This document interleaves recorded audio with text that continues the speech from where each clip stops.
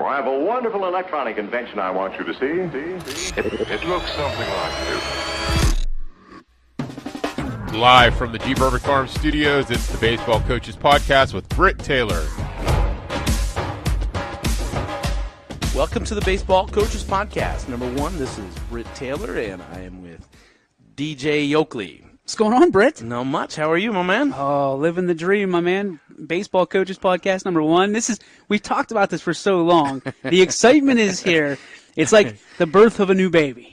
Yes, it is. I'm really pumped up, and I want to thank you. DJ obviously is providing all the technical stuff. Couldn't do this obviously without him. So, just an introduction here for the both of us. Let's start off with you, DJ. Yeah, so my name is DJ Yoakley. I'm a business owner. Most people know me from YSN, the CEO and founder of Your Sports Network. But first and foremost, I'm a huge baseball enthusiast. Played my entire life, went to college, played a little bit there. But I love it. It was my first real love was baseball, and it got me through a lot of stuff, and especially in business. That's why baseball players are such good business people, is because they played baseball. They're used to failure and stepping up. So yeah. It's exciting for me to be part of this. I can't wait to see what I learn and see what I can contribute. Well, awesome. My name is Britt Taylor. I am a physical therapist and an athletic trainer. I'm also a baseball coach, and I am a sports broadcaster with Your Sports Network, and also a baseball enthusiast. Been a baseball fan all my life. Love the game. I actually played college football. It's because I liked the contact of the game, but baseball has always been with me, and it's been a huge love of mine all my life. And I'm a big St. Louis Cardinals fan. And you say that sitting in the man cave full of Pirates stuff. Actually, there's a long story. Maybe we can talk Sure. about that. I started out as a Pirate fan when I was a little guy, but that's a story for another day. So anyways, we wanted to talk about why I wanted to do this Baseball Coaches Podcast. I started coaching about 10 years ago and started youth level and got into travel and so forth. And being a physical therapist and also, I had a lot of baseball background. I played up to high school. Actually gave up baseball in high school to run track to get better for football. But I played baseball in the summers. But I began coaching my kids, and that's how it all started. And as the kids grew and as I got into the game, obviously my wanting for knowledge, my wanting to make sure that these kids were getting the best education and learning the proper way, that grew as time went on. And I started to see a few things. And one of the things that I started to notice was there was this, for lack of a better term, there was a separation between what I call the baseball guy and the everyday dad. Yep. And I thought to myself, why? And to this day, because this is America's game. And I really thought to myself, why is there that separation?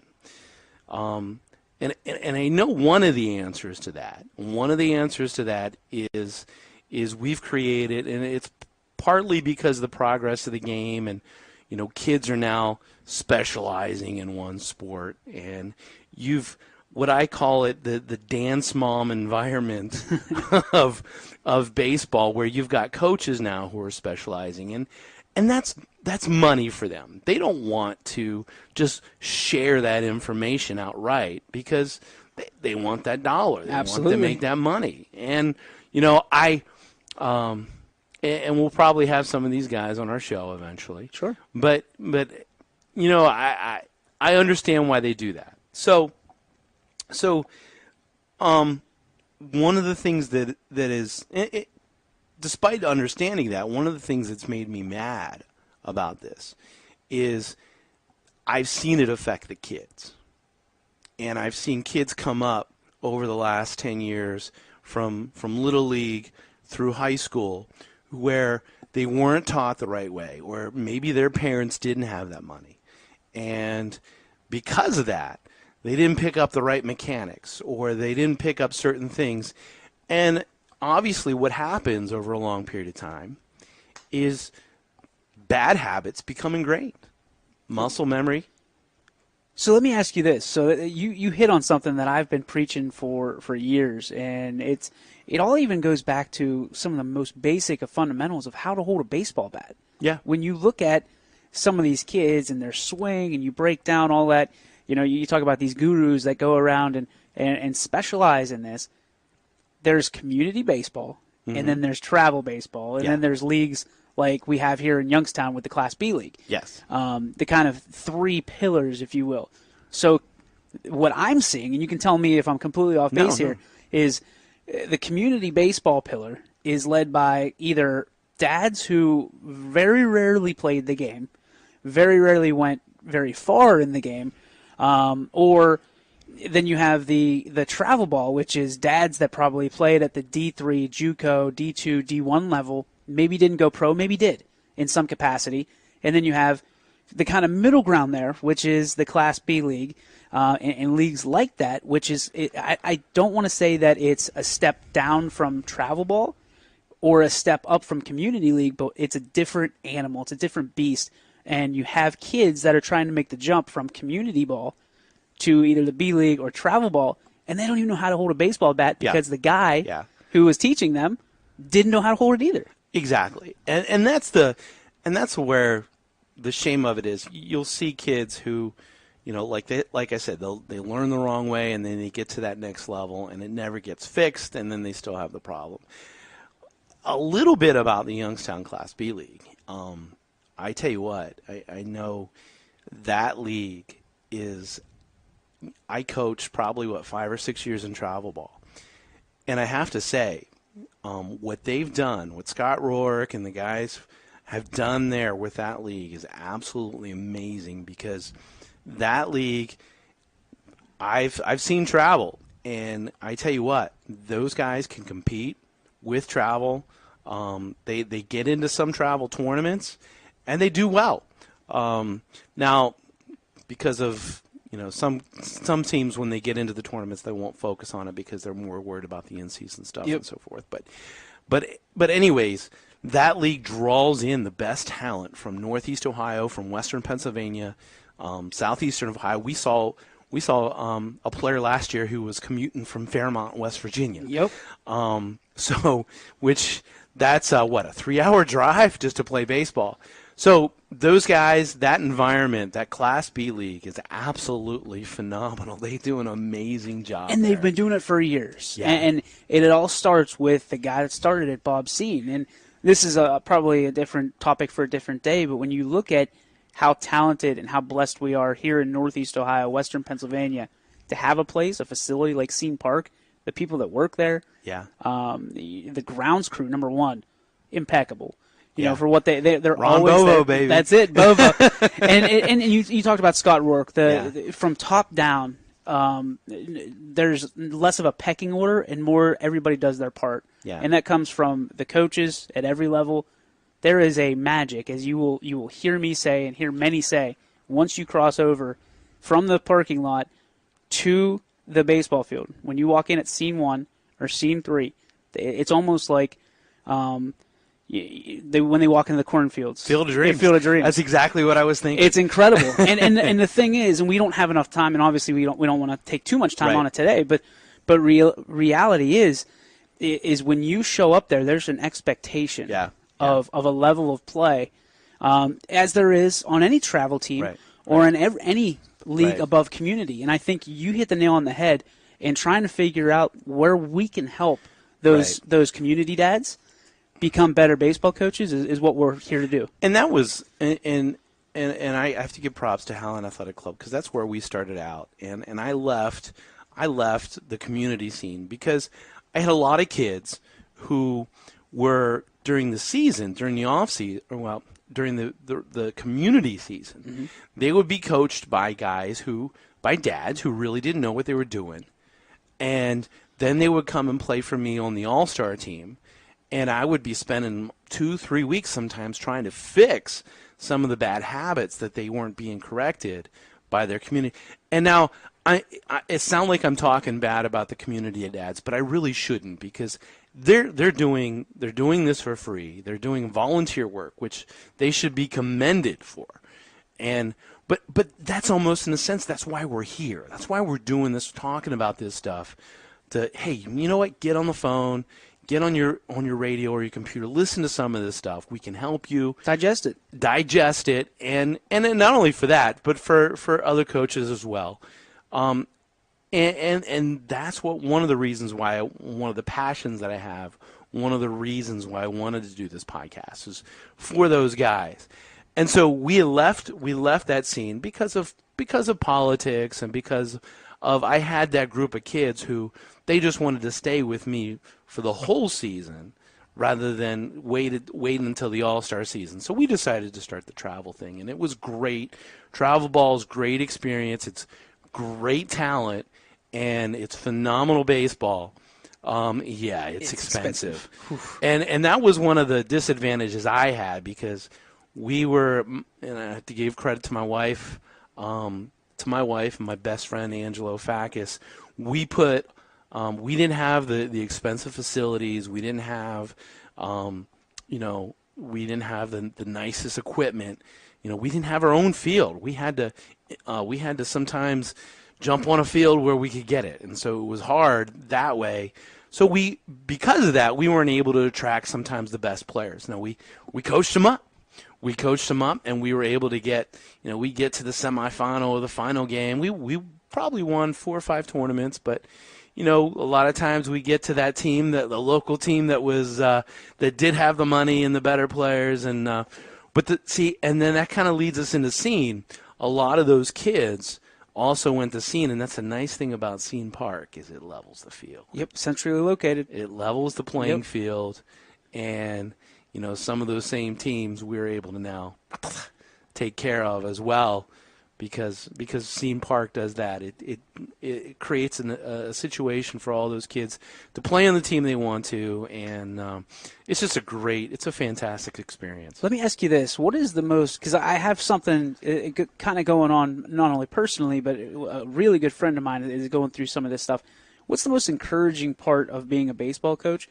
And what's the most discouraging part to you personally from that standpoint? Wow, those are almost 2 topics to talk about later. The best part is, for me, is teaching and watching the kids get better, not just as players, but more importantly, and you had to hit on it, baseball is the ultimate game to teach about failure. Yep. And failure is life. Yep. And you can't be afraid to fail. And I love teaching these kids about leadership, something we're going to talk about later. Love teaching these kids. One of the things that probably one of my best experiences as a coach happened, I think it was last year. I've been teaching these kids about taking ownership of things that they've done and learning from that. And that's a big part of what we do as a team. And I had a game last year where I made a mistake coaching. And at the end of the game, and it was just one of the mistakes that led to our loss of that game. And at the end of the game, I got on the knee, and the kids got around me, and I said, hey, look, guys. I said, we lost this game. I said, it was my fault. I did this and this. And one of my kids raised his hand and says, no, coach, it was my fault. And another kid, turned to my left, another kid rose and no, coach, it was my fault.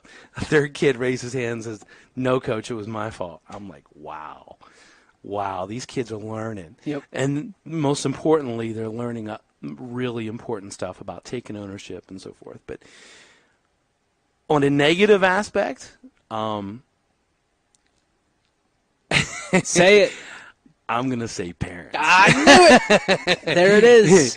And you know what? I at the same time, when I was a little bit younger, I can put myself in that same bucket, because I've done some of those things, and I'm really careful now as the years have gone by, especially with watching my daughter play. I'm real careful about what I say to my daughter and what I say during the game, because sometimes you just have that urge to blurt out. And I've seen it happen in my games, and I've seen it happen with other things. And I'm real picky now as a coach. One of the things when I'm looking at players, I'm watching parents too. Yep. And I think it's human nature. But I think it's something that we all can learn from. Let me ask you this. Have you ever had a parent say that if you don't get rid of a coach, or if you're his coach or her coach, that they're going to quit or they're going to move teams? That's never been said directly to me. I have had somebody say something, boy, I'm glad that guy's not here anymore. Yep. I have heard that. One of the best things I've ever heard said was from Mike Matheny. Okay. Former Cardinals coach. He wrote this great book. It's called the Matheny Manifesto. Okay. And one of the best statements he says in that book is his dad taught him that no matter how wrong the coach is or what you think he did wrong, he's always right.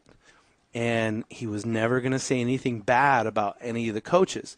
And the moral of the story is, if you're telling your kid that your coach did this or your coach did that, you basically what you're doing is you're teaching them to disrespect authority. And that goes in line to the teacher, to the boss, and then growing up, if your kid is thinking, well, it's never my fault, it's the coach's fault. The coach did this, the coach did that.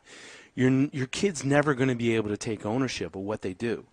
And you're never teaching them to take responsibility. And that was a really big, I thought that was really powerful. And that's something, when we first started doing the travel thing, we sat down with all the parents. And I threw that little quote in there, and that was really a powerful thing. And one of the things Matheny did was he would say, hey, if you ever question me, your kid's off the team. Yeah. And these days you almost have to, because let's be honest, the product is a watered down product. Yeah. You go from having 6 really good teams to having 10 teams where you have 2 of them really good, 4 of them mediocre, and then 4 of them are just not able to compete. Right. You watered down the product. It's the way the NFL continues to do it. The more franchises they open up in baseball, the product is going to be watered down.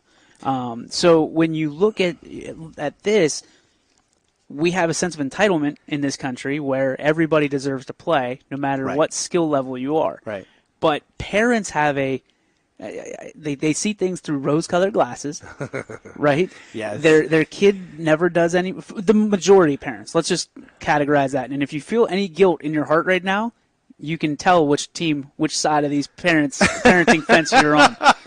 But reality is that it doesn't matter how good or bad your kid is, you want them to play for X, Y, Z. And if you're lucky enough to know somebody or be somebody that can put your kid in a position, Yeah. and they sit, then you think you have leverage on the coach and say, well, I'm going to take my kid elsewhere and play. It's not the way the old school way is, if you're going to act like that, you're not playing anywhere else. And especially in some of these leagues, to be unnamed, Yeah. it should never happen. Right. So if player A quits your team and he's got an attitude problem, he's got the skill set or Right. not, Right. and he leaves, he quits your team, he should not be able to go to team 2 right down the, Right. on the way out the door. There's several things here. I mean, we're talking about college football. Yep. I question that with Ohio State fans who see this young man coming from Georgia. I have to ask myself, well, he's leaving that team and he didn't make it there. Would I really be that excited about him coming to my team? And what kind of attitude is he bringing to my squad? As a coach, I'm putting this kid through the ringer. Right. I'm putting him through the mental ringer. I'm asking him 500 questions before I let him in that locker room. Well, we also live in a day that everybody's a salesman. Everybody's a snake oil salesman, promising things that are ridiculous. I mean, you look at it, you have to sell yourself to a parent and a player, and maybe 2 sets of parents in some case scenarios, where the olden days were, listen, you're going to play for this team, you're like, and the loyalty follows. Right. Right now, it's a me first mentality from a player, from a coach, or I'm sorry, from a player, and sometimes from a coach, and then definitely from the parents' standpoint, they go, listen, if my kid isn't playing here, I mean, but it's not just at this level. Right. It's at all levels, It and is. it starts It with is. super teams. It is. Right. It is. You know, the other thing is, one of the things that I've gotten as having played college athletics, and then also being a physical therapist, I've gotten to work, in most of my career has been an outpatient.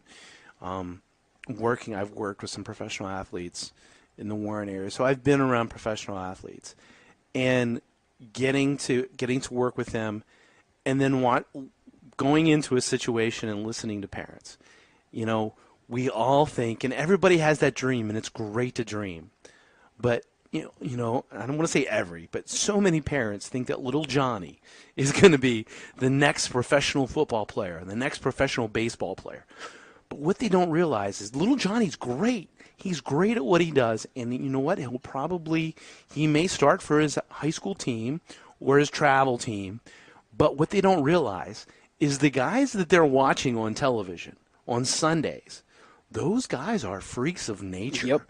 And that those guys do things that normal human beings can't do. I'm not going to name them. I had a kid from, we'll say Trumbull County, that we did rehab on. He was a professional football player. He was 250 pounds. He was 6'2". We ran a 4.4 40. He was a linebacker. He had 7% body fat. And we'd stack aerobic boxes up to our chin, and he'd jump on it like it was nothing. And his head would touch the ceiling. And I'm thinking to myself, I always wanted to play professional football, but I could never have done that, especially at 250 pounds, and still run a 4.4 40 or 4.3. And we had John Kolb. I'll talk about Johnny. I got to work with John over in when I was at Sharon.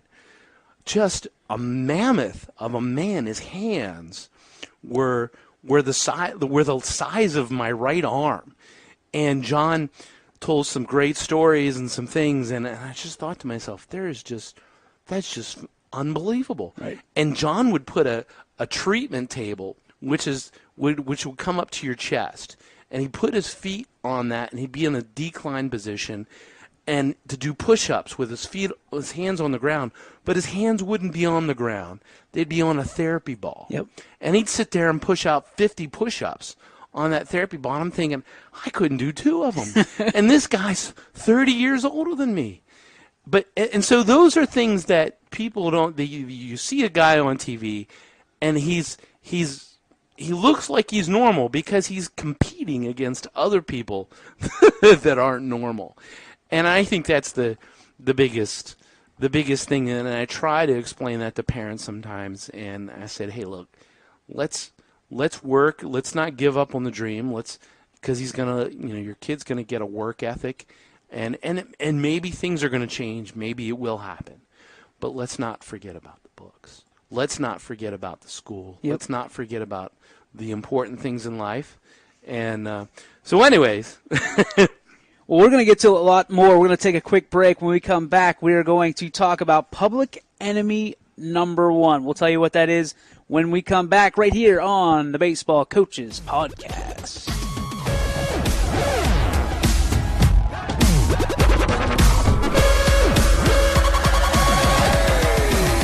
Hello, I'm Greg Burbick with G. Burbick Farms. For the last 100 years, my family has farmed in Columbiana and Mahoning counties. I began raising cattle in 1996 with the goal of providing a better product for you and your family on the dinner table. Our grass-fed and grain-supplemented Black Angus beef are raised with no hormones, steroids, or antibiotics. We're known for our hometown-friendly service and incredible tasting products. We're locally owned and have customers across the tri-state area. Our products go from our farm to your family. Stop by our farm on New Buffalo Road or visit us on the web at gburbickfarms.com. Don't forget to like us on Facebook. G. Burbick Farms. It just tastes better.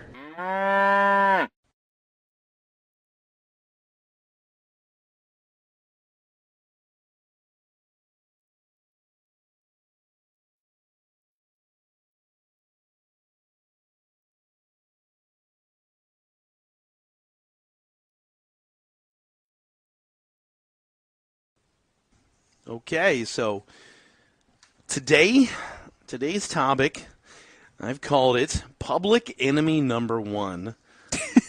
Which is fantastic, The by the way. curveball. Oh, I can't wait. Now, I talk about this because, and leading up into this, coming up as a coach and as the kids that I was teaching as a coach, and part of me as a coach has always also not only been a coach but a physical therapist. Yep. So I'm not only looking at this stuff as I'm working with these kids as a coach, but I'm looking at it as a physical therapist. So I'm watching this stuff and I'm thinking, okay, yeah, we're doing this, we're doing that, and then the conversation comes up, especially with the pitchers, about the curveball. The deuce.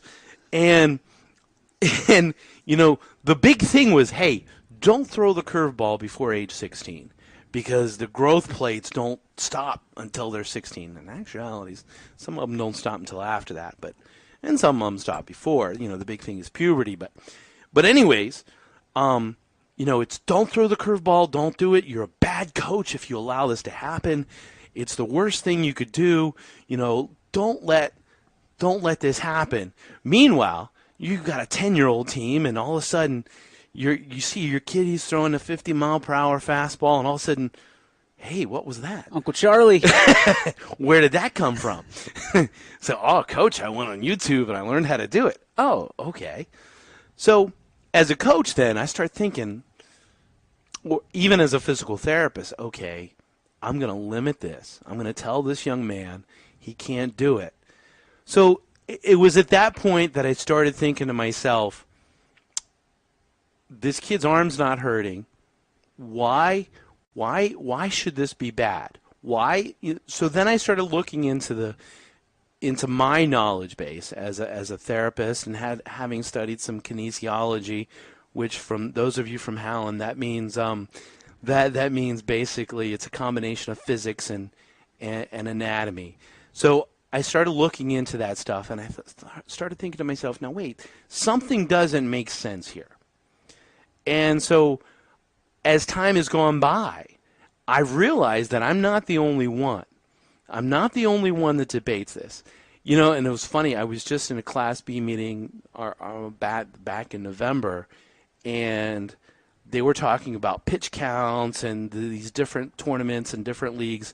And one guy says, oh, it's the curveball. It's the curveball. And I thought, man, no, it's not. No, it's not. So this podcast, and we're going to talk more about some of the reasons why I feel this way. But this podcast, the purpose of this podcast, number one, public enemy number one, was to talk about why I don't think this was, or the curveball is bad, versus I'll tell you why I think it is. So I talked about my understanding kinesiology, which is the study of physics and anatomy and why things happen in the body. And I've been watching pitchers. I've been watching these kids as they grow. I've had a chance to be with these kids from a certain group from age 8 through 16. And I've watched their arms. I've watched kids on other teams as well. And there's no real good concrete evidence. There's nothing. And I've done my homework. I've done my homework as far as journal articles. I've read everything, and nobody can tell me. And so that's what I'm going to talk about here. So the first thing that I want to do is I want to read some literature.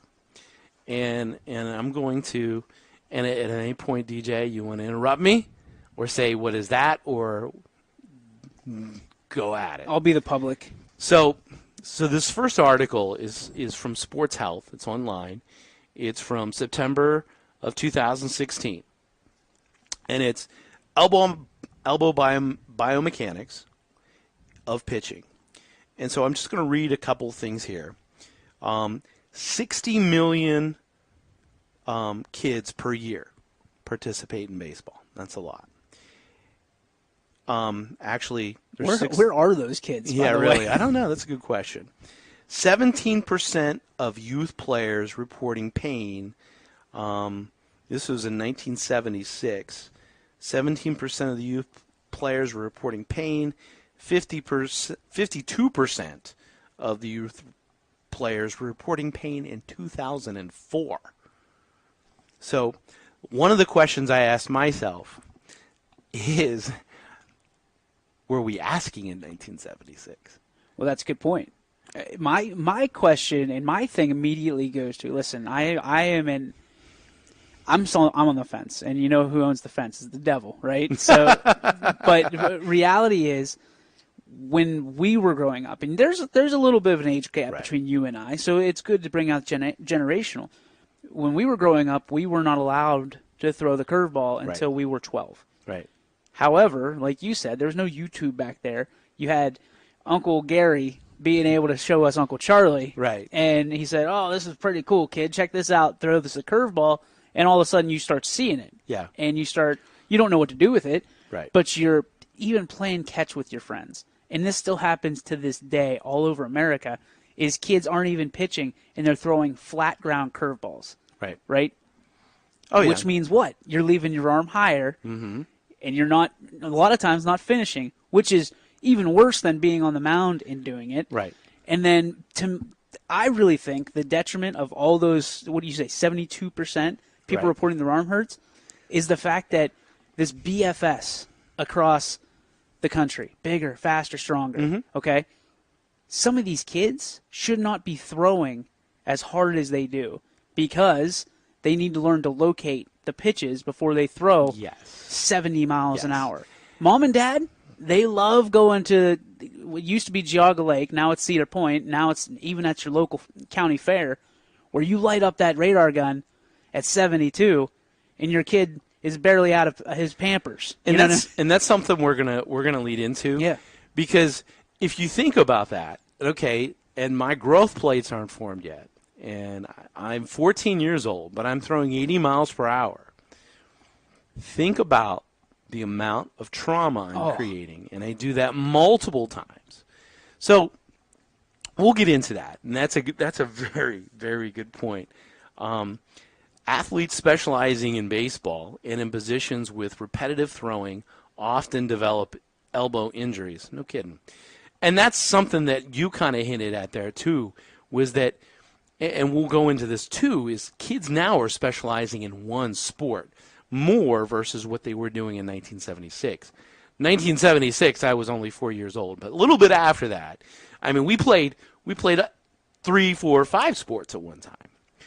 So perhaps the most devastating force to the elbows that should be minimized is excessive valgus load.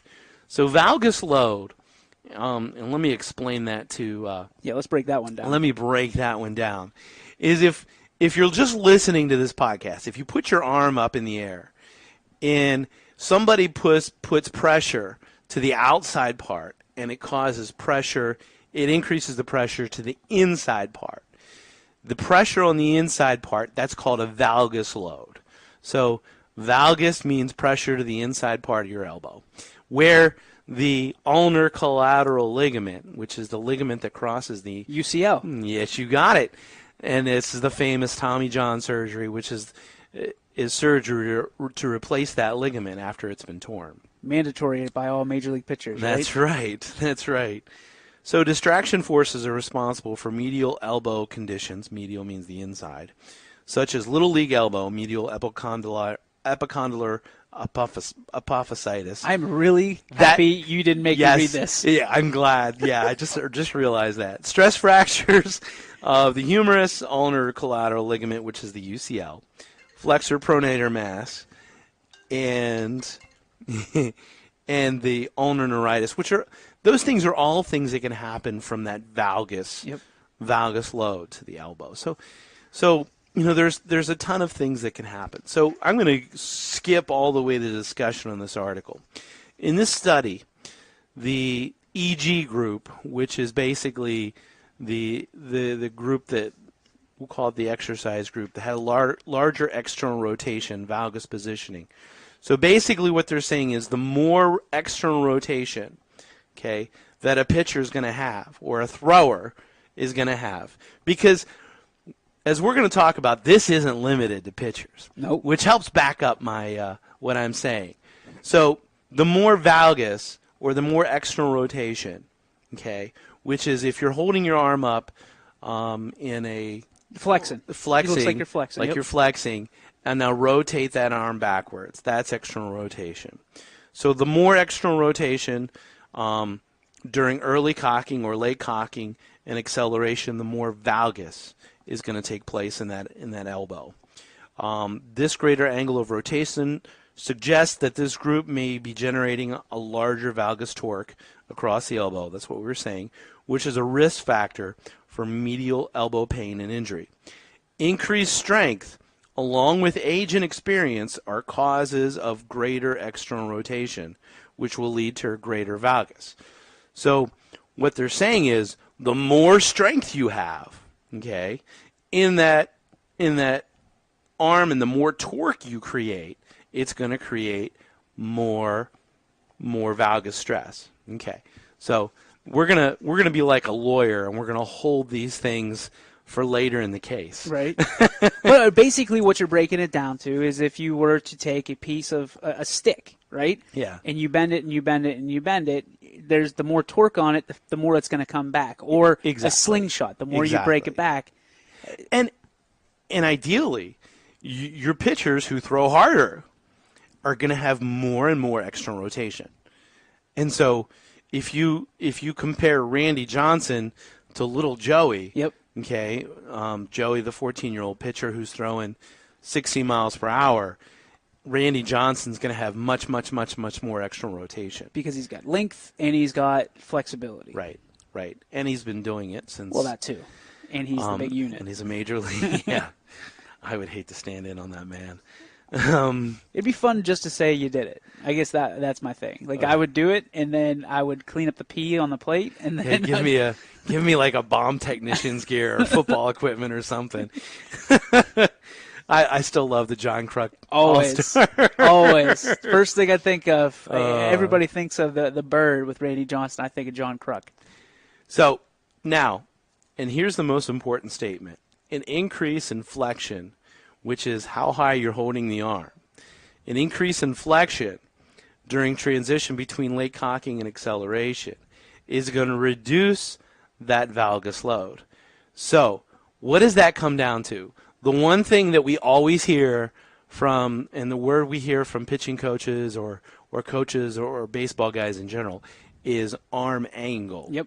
Okay. So basically what they're saying is the higher the arm angle or the decrease, the higher the flexion or the decrease the angle, okay, if I don't have any angle, there's going to be less load on my elbow. So the closer to your ear. So a Greg Maddux, okay, and everybody wonders, well, Greg Maddux never had Tommy John surgery. Well, that's because Greg Maddux was over the top. Yep. Okay, versus a kid where 3/4. If he's down here, I had a kid on my team last year. He's a great pitcher, and his delivery is right here. It is like halfway down, and he does a great job of locating, and his speed is average, probably. He's a great pitcher, but every time he throws, it goes through my mind. I just think of that arm angle because now we've changed that angle.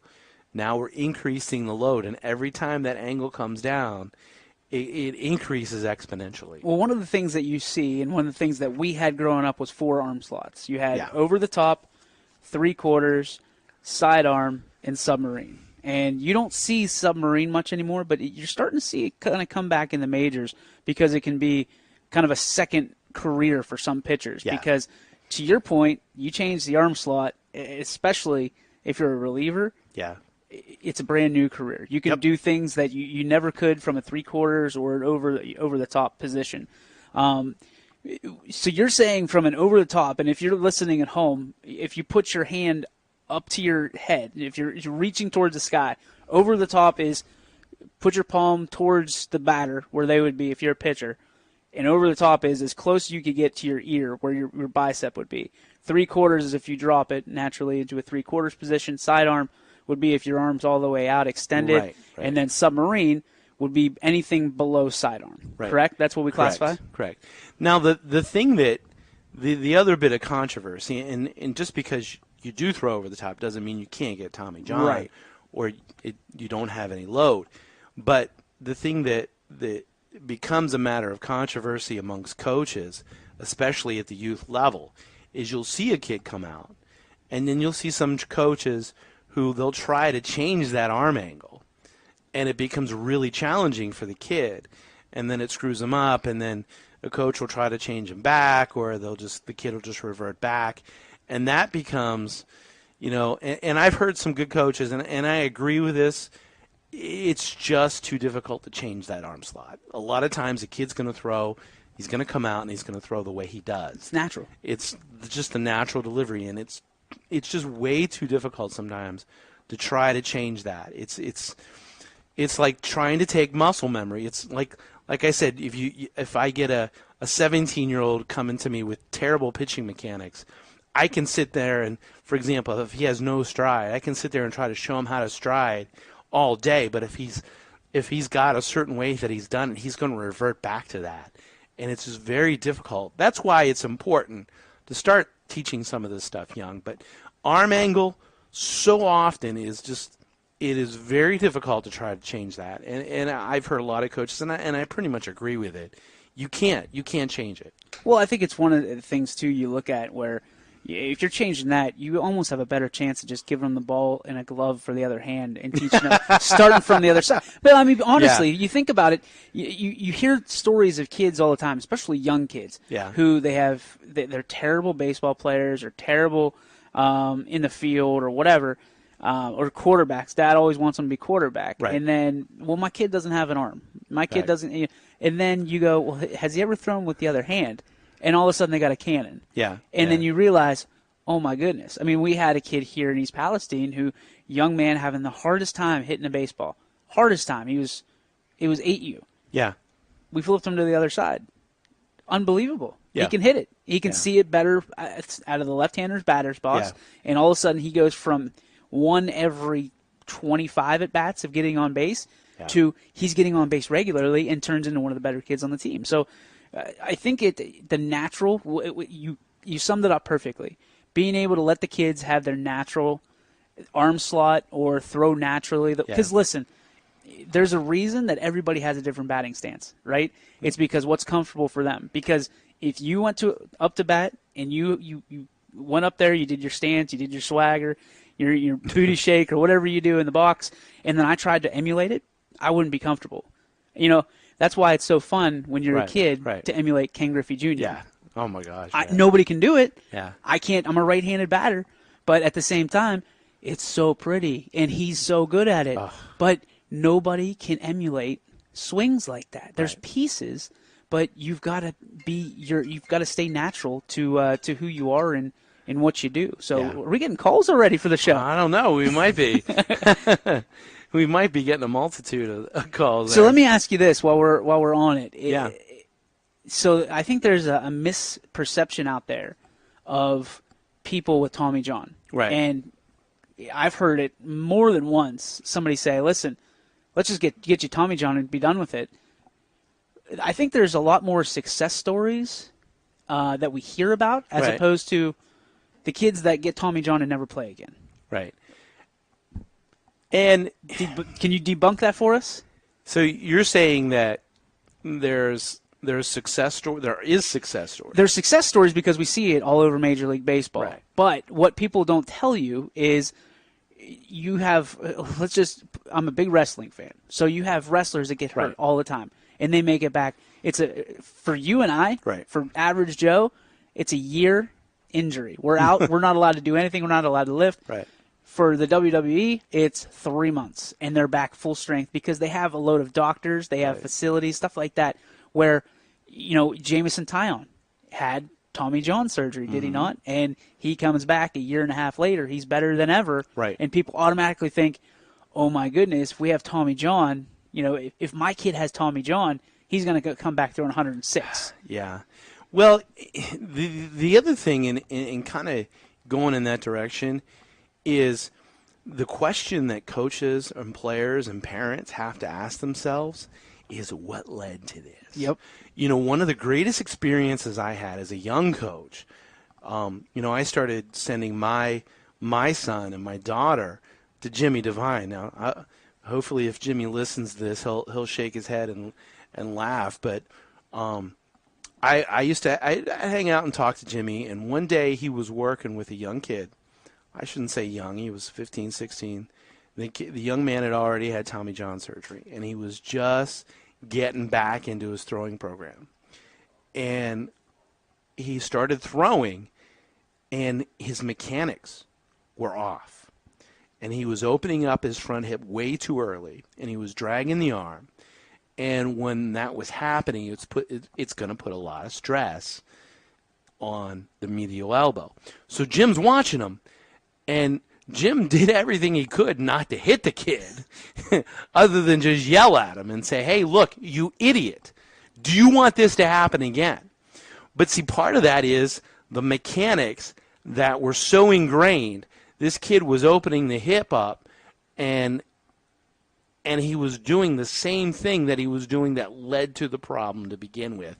And here we were trying to fix something, and the question is, I'm sure the kid made it back to play, and he could have been better and stronger. But is he gonna re-injure it, or is it gonna hurt again? Is it gonna cause other problems? The problem is you don't only have to fix the tendon itself or the ligament itself or the elbow, what have you. You got to fix what caused the problem to begin with. And so that's another huge factor. We'll talk about that. Those that don't learn from history are bound to repeat it. Absolutely. So let me ask you this while we get on to our next little part of the segment here. I mean, we're talking about curveballs, obviously. There's more than one way to throw a curve. Oh, yes, there is. There's more than one yes, pitch that is classified. So I'm going to give you a slew of pitches, and you tell me if it's dangerous. Ready? Okay. Fastball. Yeah. Changeup. Yeah. A knuckleball. Yeah. No. Well, I'm going to be devil's advocate too, and I'm going to tell you why yes to all of these. Okay. I'm just going to tell you yes, and at the end I'm going to tell you why I said yes. Okay. Slider. Yes. Splitter. Yes. Okay. And obviously curveball. Yes. All right. So why? Well, I think we're getting a little bit ahead of it ourselves here, but we're getting ahead. Okay. I will answer this question. Get us there. I will answer this question when we're finished. So let me go to the next article. It's the young arms, and this is an article from the New York Times. Yes, health professionals that are listening to this, it is from the New York Times. Cite your source. That's right.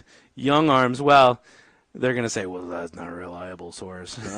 Fake news. Fake news, yes. This is from March of 2012. So young arms and curveballs, scientific twist. What we found out in the lab is true, and this is from Dr. Andrews. This is the man that is the guru. For pitchers with proper mechanics, the force of throwing a curveball is no greater than for a fastball. But that's not what happens in reality on the baseball field. Many kids don't have proper mechanics. Ding, ding, ding, ding. Or enough neuromuscular control. Or they are fatigued when throwing curveballs. Ding, ding, ding, ding. Things break down. So I'm going to go into the next thing. And so remember those things that I said there.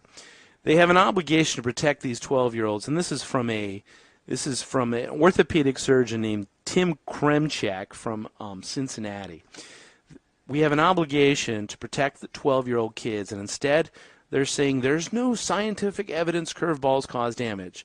So go ahead, kids. Just keep throwing them. It makes me sick to my stomach to watch Little League World Series and see 12-year-olds throwing curve after curve. Those of us who have to treat these kids a few years later, we're pretty sure there is a cause and effect. Now, in the world of science, we never answer the question. It's almost like this Geico commercial we just saw. We're pretty sure. Well, I'm pretty sure I can fix this when I do surgery. So pretty sure is not the answer. Or they have the commercials out now that guys are just okay at their job. Right, exactly. So many were playing 3 teams at once. This is skipping down. So many kids are playing on 3 teams at once, and the data was extremely clear that overuse has led to injury more than any other factor. Overuse, folks.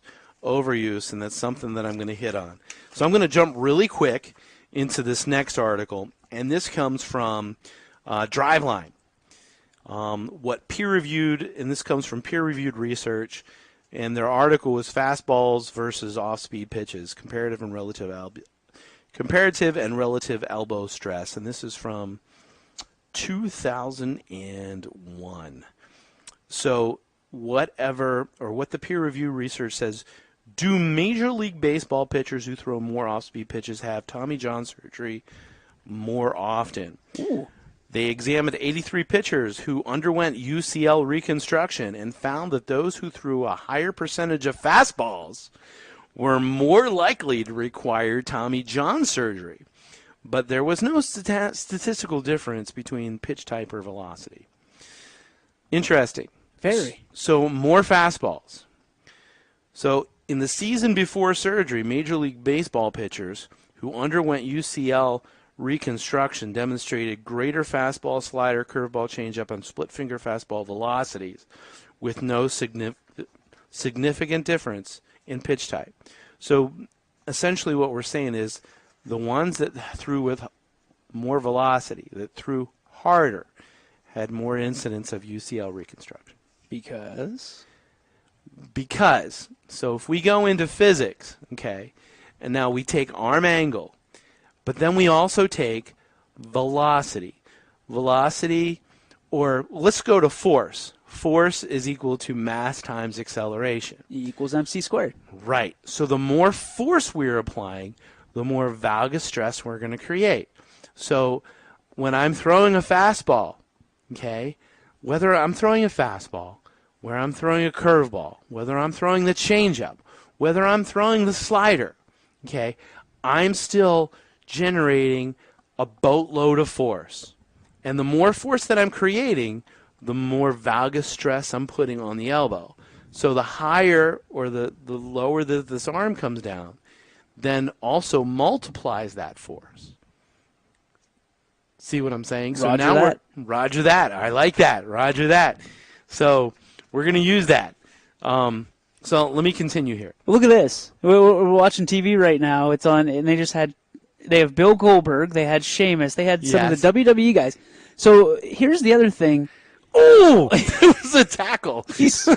Goldberg just speared a guy. Yeah, but let's be honest. That's fantastic. When you look at this, there's Daniel Bryan. Yeah. When you look at this, the guys that are bigger, yeah, aren't necessarily the best candidates for pitching because their velocity is down because they're not as flexible. Correct? Yes and no. Okay. That's correct. That's correct. That's correct. And now the interesting thing, and one of the things that we're going to talk about is weightlifting is becoming huge now. Yep. And we're starting to realize, hey, squats, deadlifts, even I've seen some guys on the internet, and I'm a big fan of Brent Porcial, who's he's got a thing on YouTube, or he's got his own website. It's called topvelocity.net. And Brent is even doing bench press, but he's putting a block on the chest, so they're not going down quite as far. But strengthening and flexibility is key. But strengthening and flexibility and all that stuff, we're finding out the bigger, faster, stronger, it is key. And all that stuff will lead to much more velocity. Which is funny because when I was in school, my junior and senior year, we were not allowed to bench press or curl or anything that would limit our flexibility. Absolutely. And flexibility is key. But we're finding more and more and more that strength, band work is huge. There's just a ton of things that you can do. So going back to the book, this study concluded that neither fastball nor curveball was stressed or potentially dangerous for a collegiate pitcher. The changeup had the lowest kinetics. So according to a lot of the research, the changeup had the less amount of stress, which makes sense. Very understandable. Biomechanical comparison of the fastball and curveball in adolescence. Pitchers examined this question to find that the moments of the shoulder and elbow were less when throwing a curveball. So what they're finding is through the research, some of the research is finding out that the stress is actually less. That the moment, the valgus stress that's placed on that medial elbow is actually less. The effect of pitch type, pitch count, and pitching mechanics on the risk of elbow and shoulder pain in youth baseball pitchers is more of a factor. And so what they're saying is it's not the type of pitch. It is the mechanics. Because if you don't have proper mechanics, okay, you're going to put more stress on the elbow. So let's go into kids sometimes, or pitchers, especially youth level, thinking, okay, I've got to throw with my arm. It's my arm string. No, it's your lower half. Lower half in pitching is just as important as it is in hitting. Is your mechanics proper? Because if it's not, it's going to cause all kinds of problems. For example, we were talking about the hip and an early hip rotation. And it's something that they found in these studies. The early hip rotation is causing a drag, and it places more stress. We were talking here about pitch count. Pitch count. Oh. So now if you think about what we've talked about, the amount of force, and now multiply that over pitches. And pitches during a game, pitches throughout a season. Kids are playing more and more than they ever have. Kids are specializing more and more and more than they ever have. We see it in the off-season training. If you go down to Florida, they have 3 seasons. They have 3 baseball seasons in Florida. So I wanted to stick this in there because I'll never forget it. We were 13U travel tournament. It was a smaller tournament. All these tournaments have pitch count or have inning regulations. Right. Which inning regulations is great, but it really doesn't say anything about how many pitches. You can throw 100 pitches in 1 inning if you want. Right. But we were actually in a tournament that had no inning regulation, which is probably one of the only ones that we ever did. And we got to the final. We got to the championship game, and we were playing actually a rec team from Dover, Ohio. And my God, I hope this coach is listening to me now. Because supposedly it was his son. Now, they actually played the Astros, 13U, in the semifinal. And this young man pitched 7 innings against the Astros. And he had pitched the day before. And now he gets to the championship game against us. And he's pitching the championship game. And he pitched the entire game. It was actually a 6-6 game. It was 6-6 going into the final. And they went up on us in the top of the 7th. They went up on us by a run. And going into the bottom of the 7th, we were like, all right, let's get a comeback. And this kid's got to be getting tired. He got stronger. He looked like he was throwing 10 miles per hour faster. And he shut us down 1-2-3. And I can take a loss. Okay, hey, great. I'm proud of you boys. You did great. We got to this point. Fantastic job. Way to go. But I still talk about it to this day. What that dad was thinking. And I would love to see where that kid's elbow is today. Well, it's probably hanging on his shelf next to his trophy. Incredible. I'll tell you what, we're going to take a real quick break, give people a chance to catch up. We're going to be back with the conclusion of what you think is the real problem other than public enemy number 1. And then we'll be back with more from the Baseball Coaches Podcast, Episode 1, right after this. Hi, come on in. Wow, where did you get this beautiful hardwood flooring? Baird Brothers. So did Bob get a raise? Not a raise. Baird Brothers fine hardwoods, and you can have beautiful hardwood flooring too. Visit BairdBrothers.com.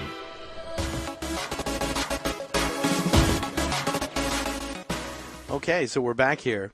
So going into a lot of the research and the stuff we talked about, the conclusion for me is it's not the curveball itself. And now one of the things that people and some of the researchers are saying is, well, it's the supination, it's the pronation, the muscles, okay. The what a nation? Supination, okay. When you throw a curveball, yeah, okay, a lot of times you're going to supinate or pronate at the wrist, okay? And it's the the twisting motion that they're claiming is causing the problem. When the muscles, when you contract a muscle, it should never cause the breakdown of a joint. Right. Okay? So to say that the muscle and the tendon is actually doing that, to me, is like saying, well, if I contract my quad, I'm going to tear my ACL. And that's not going to happen unless there's I've got a really bad ACL. But essentially, when you're contracting a muscle, those muscles should actually act as protectors of that joint. Okay? They shouldn't act as something that's going to break the joint down.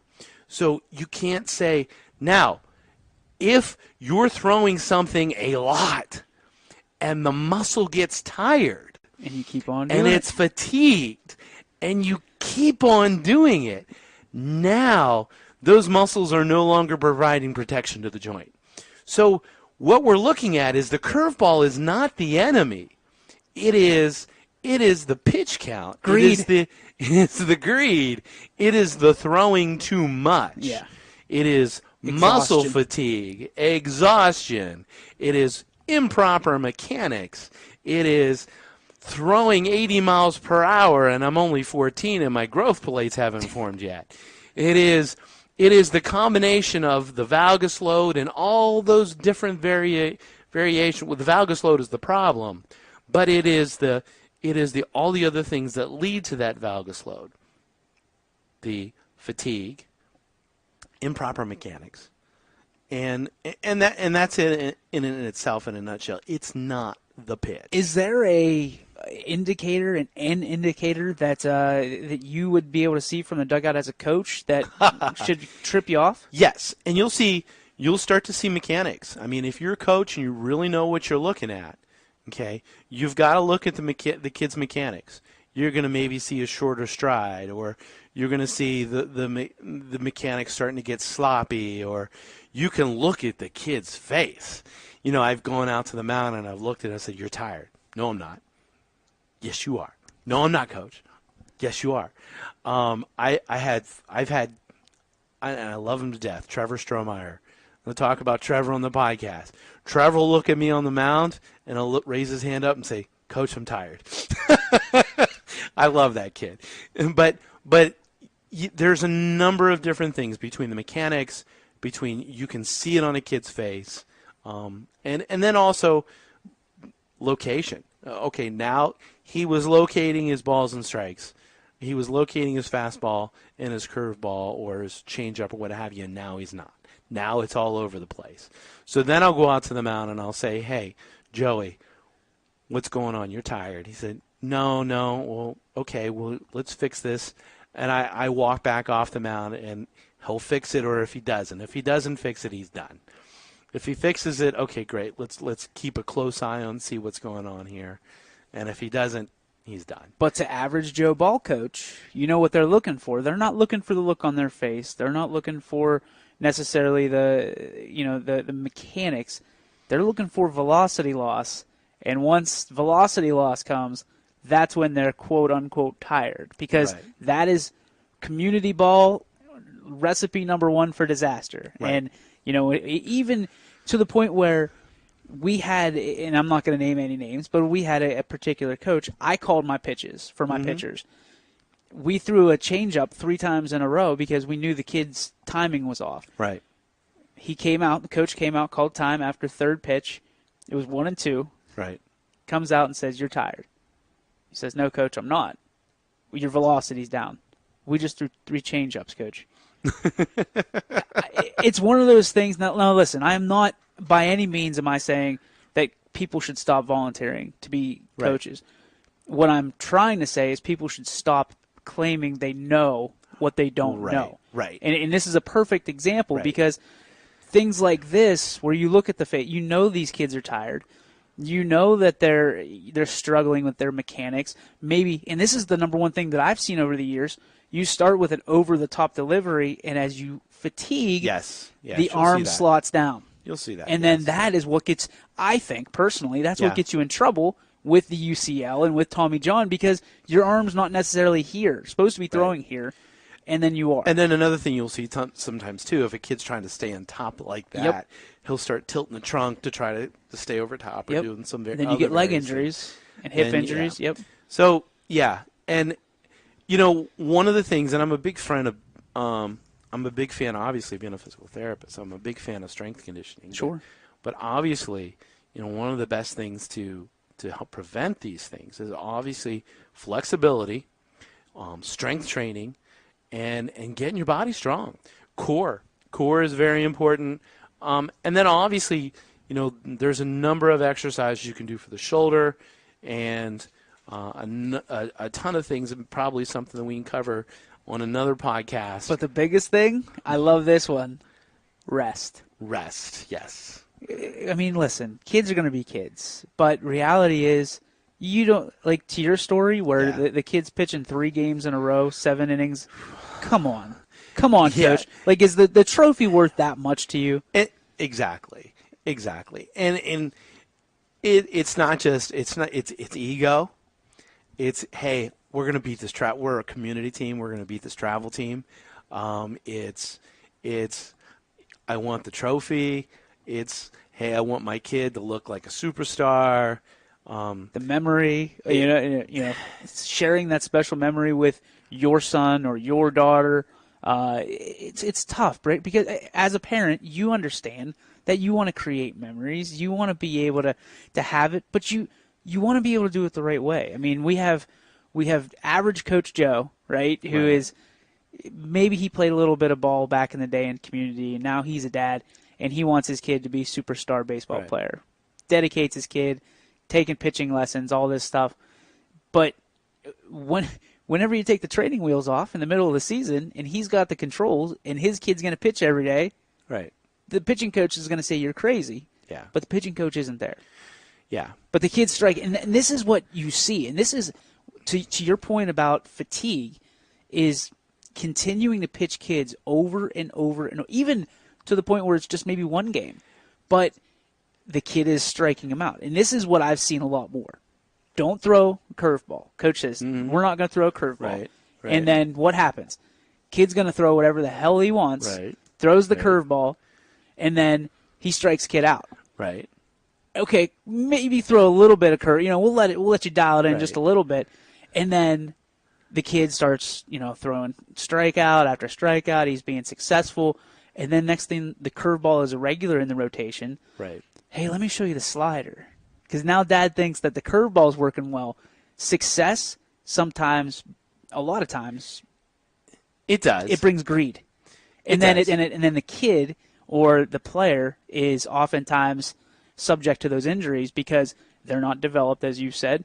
And I think that goes a long way into the entire thing that you're talking about is people just don't know. They don't know how to handle. And that is one of the things that, and I have this discussion with my kids. I've got 16-year-olds and 15-year-olds that I'm coaching now that I'm like, look, I don't care if you throw 80 miles per hour. Yep. I don't care if you're hitting 85. Can you throw a strike? Right. Can you throw it over? Can you locate that pitch over and over and over and over again on that outside corner or on the inside corner? Can you change speeds and still locate that pitch? That's great. I'm glad you can throw the curveball. But if it's in the dirt and going to the backstop and I have a runner on first and he's going to third now, I really don't care. It's the worst pitch in the It's the worst pitch there is. Yep. So you have to be able to locate, and we lose sight of that sometimes. And there's so much. And what does that come down to? That comes down to mechanics. And being able to locate your pitches. Footwork. And mechanics, it comes down to that. And if you can't locate, I don't care if you throw 200 miles per hour. Well, that'd be kind of neat. Yeah, but it just doesn't matter. I would care a little bit if he through 200. Right. Now, if you can throw 85 or you can throw 90 and you can spot it, ooh, that's great. You're going to get a scholarship or sign a contract. That's fantastic. But locate your pitches. And, we see it at scene. We'll see kids come up, and they'll throw really fast, but they can't locate. The other thing at the youth level is, we play on fields like at scene. the other thing that, and this is another topic, everybody's talking about hitting home runs. Get me a base hit.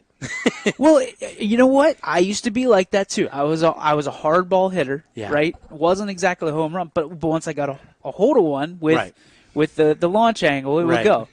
But you see guys like Eric Burns on the Major League Baseball Network saying, "Listen, your coach, the guy that's telling you hit the ball in the dirt, you tell him no." And I'm sure maybe you haven't seen it, but it's going around right now because guess what? 99% of those ground balls in major leagues are outs. Right. And the majority of those line drives are hits. And there's some different schools of thought. You know, I had a great kid that worked with one of our travel teams. He's a local kid, played on a community college team down in Tennessee, and he used to tell us that his college coach would tell him that they weren't allowed to hit the ball in the air. They would do BP, and if they hit the ball in the air, they had to do push-ups. Willie Mays Hayes style. Yes, they had to do Willie Mays Hayes style, and they were not allowed. They had to hit the ball on the ground. And some of the stuff that I've come out, and, you know, I think the launch angle thing and that whole discussion, and I would love to talk to Coach Munson about this, and some other people, and because I really haven't talked to a whole lot of people about this, but what it comes down to, you know, I think launch angle is something that shouldn't even be used. Really? Because if you're hitting the ball the right way, you don't have to worry about launch angle. Well, I mean, it's all science. Don't focus on the launch angle so much as let's swing the bat correctly. Well, that's true too. And if you're swinging the bat correctly, you're going to hit line drives. It's not, you know, and so many kids are now focused on the last thing you want to do is see somebody drop in their hands because that's going to lead to pop-ups. Yep. And, you know, if I'm in the B League, for example, and I've got good outfielders, I can play those outfielders up, and I can take away a base hit. But if they're also quick kids and they can turn their hips and run, they can also take away the average fly ball pop-up.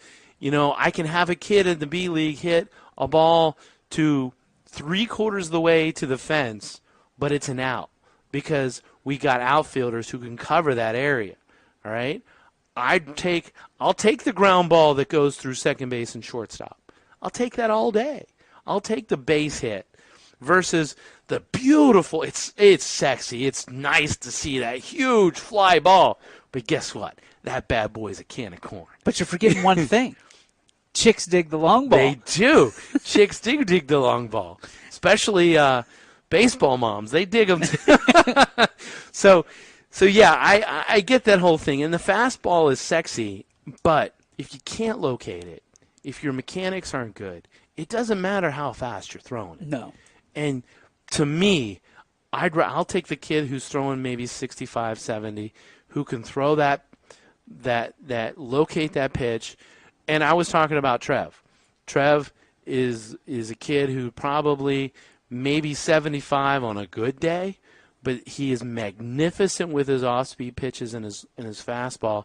Now he's not playing for me. He's playing for an 18U team next year, which is fantastic. But he is magnificent in locating his pitches, and to be able to do that is fantastic. And he'll go a long way up at seeing. And Trev will probably play college ball somewhere, and that is more important than anything else. So let's bring it all back around. How do we keep these kids healthy? I know you've talked about teaching the proper mechanics. Don't look at just the innings, the pitch counts. As a coach, you want to be a good observer. What do you mean by that? Well, you want to, because kids will lie to you. Sure. Kids are going to tell you. You can go up to the mound and say, "Are you tired? How do you feel?" Every single time a kid comes off the mound, he looks at me and I'll say, "How you feeling?" Every single time. If that kid is a competitor, or I say kid, that athlete, what have you, if he's a competitor, he's going to look at me in the eye and he's going to say, "I feel great, coach."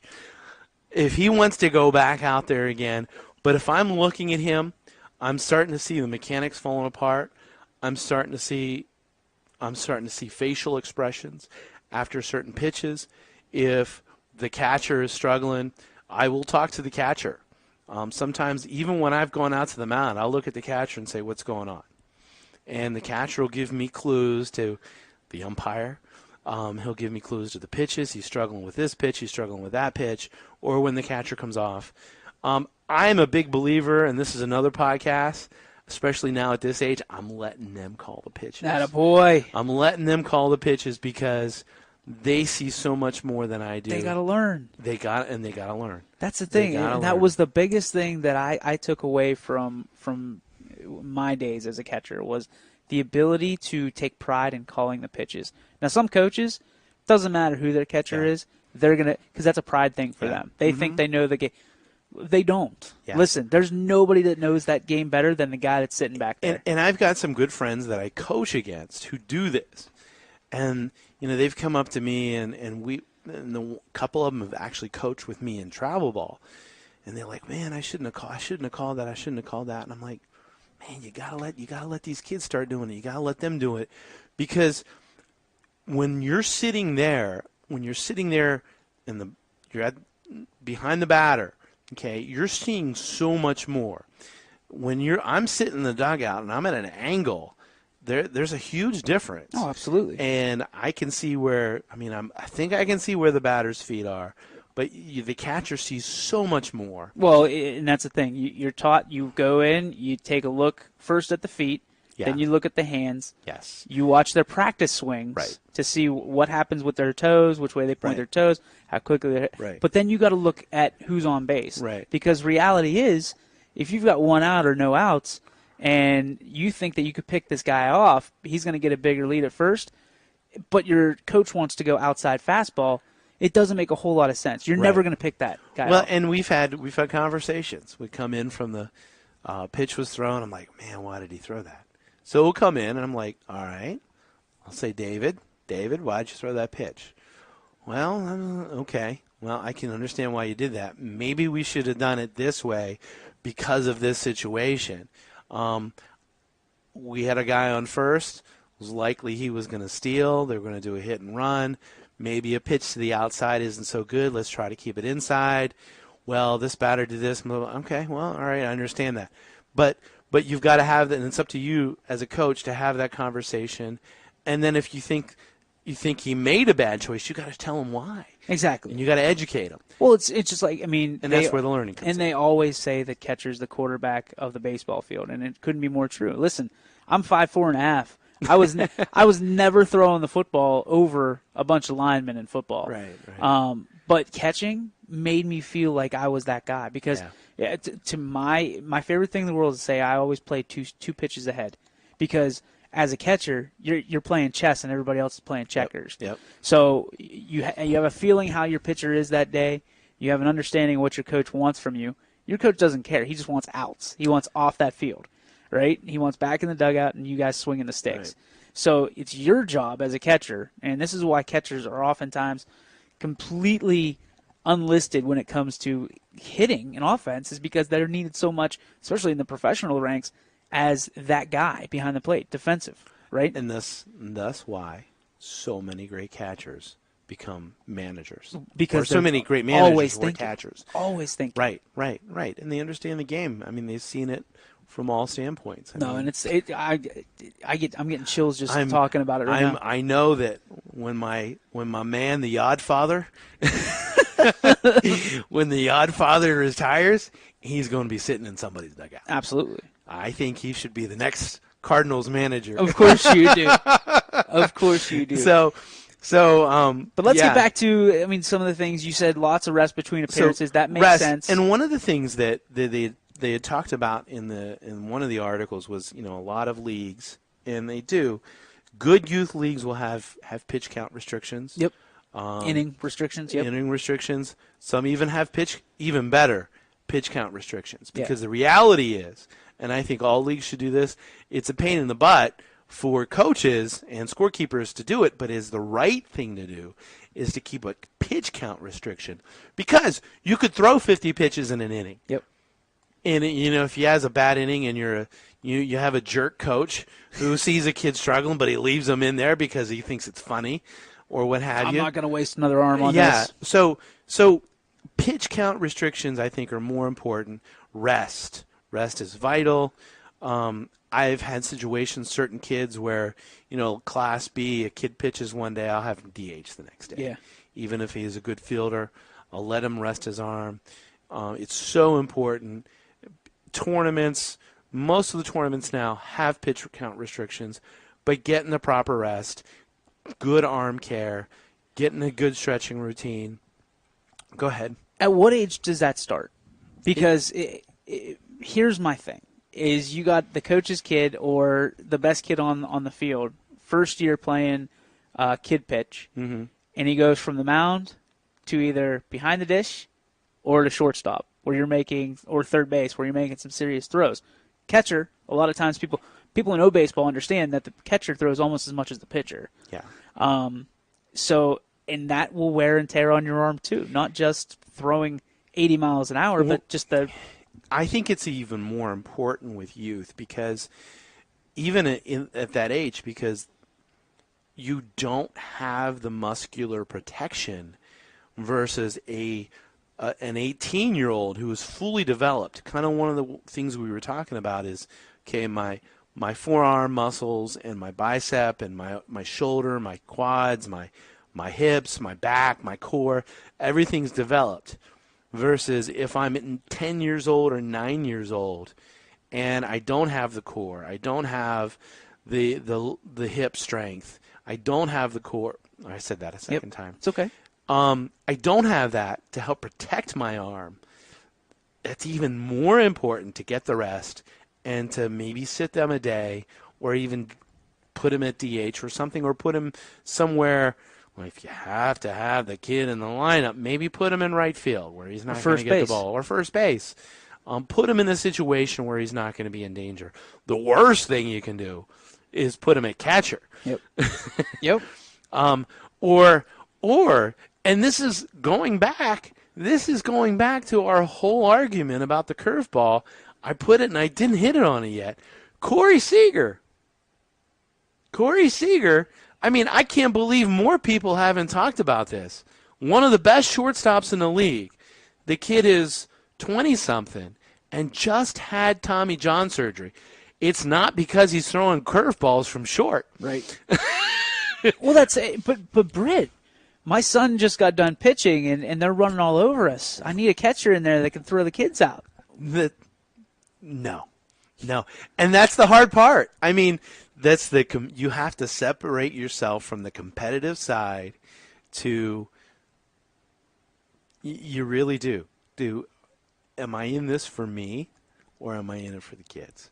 And do I want to see this kid be – and if you're in it for the kids, you can take pride years down the road saying I coached this kid, he had a great career, maybe he made it to college, what have you.